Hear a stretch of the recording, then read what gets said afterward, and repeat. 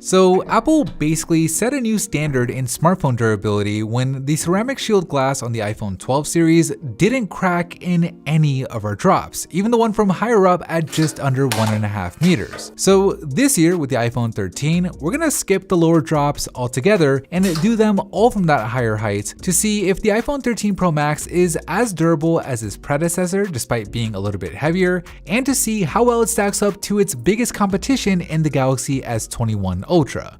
Let's find out.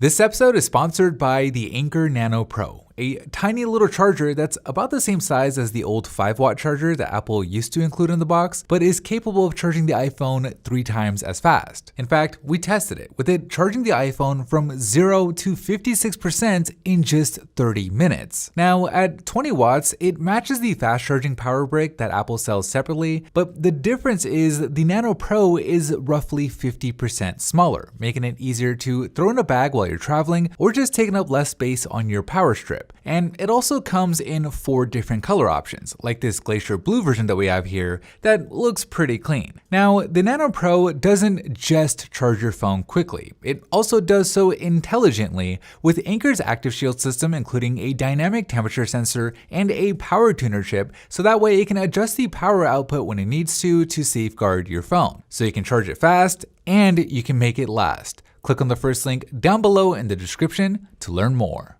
Round number 1, backdrop. In 3, 2, 1.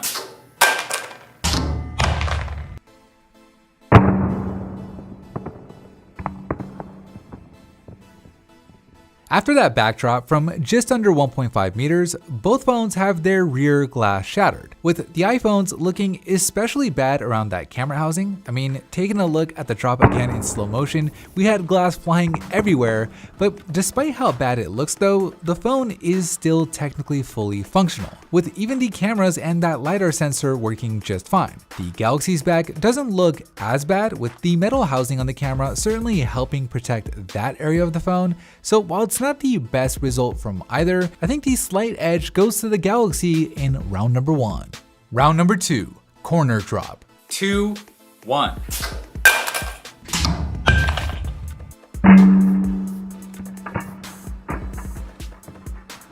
Both phones handled that corner drop pretty well. The screens remain undamaged and everything else is still fully functional, but in terms of the damage to the corners themselves, the iPhone fared better here, with its stainless steel frame getting way less scuffed compared to the Galaxy's aluminum, giving an easy win to the iPhone in round number 2.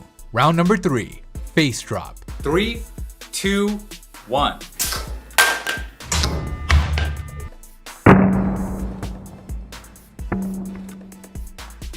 After the face drop, the Galaxy S21 Ultra's glass cracks, and so does the iPhone's. I'm actually kind of surprised that the iPhone 13's ceramic shield glass cracked here, since when we did this exact same drop on the iPhone 12 Pro Max last year, that phone survived without a problem. So I don't know if it cracked due to the iPhone 13 Pro Max being heavier, or if it was just the random bad luck that can happen on any given drop, but either way, it's definitely not the result you'd want to see on your brand new iPhone. The Galaxy, for its part, did pretty much just as bad, so I have to call it a tie in round number 3.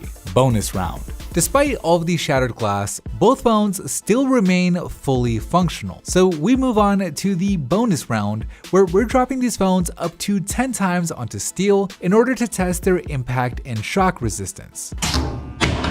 After that first bonus drop, while the initial damage obviously got a bit worse on each phone, both phones still seem to be working just fine, so we'll keep on going.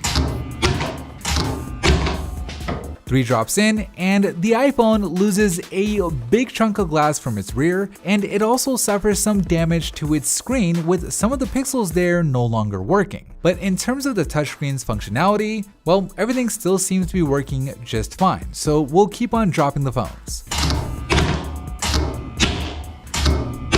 6 brutal drops in, and this time it's the Galaxy that's having trouble, with its screen just freaking out. Now, the good news here is it did seem to recover after we locked and unlocked it, but it's definitely something we'll have to keep an eye on in the next drops.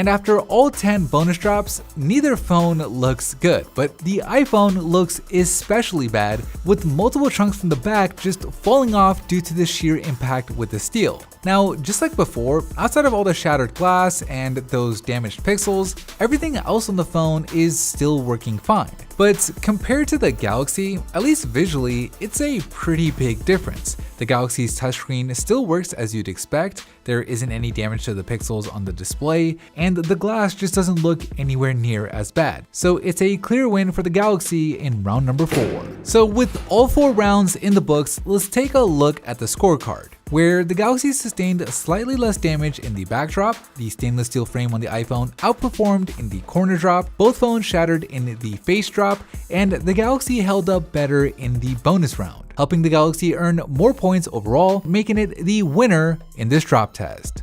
Anyways, that is it for me in this video. Thank you for watching, and as always, I'll see you in the very next episode.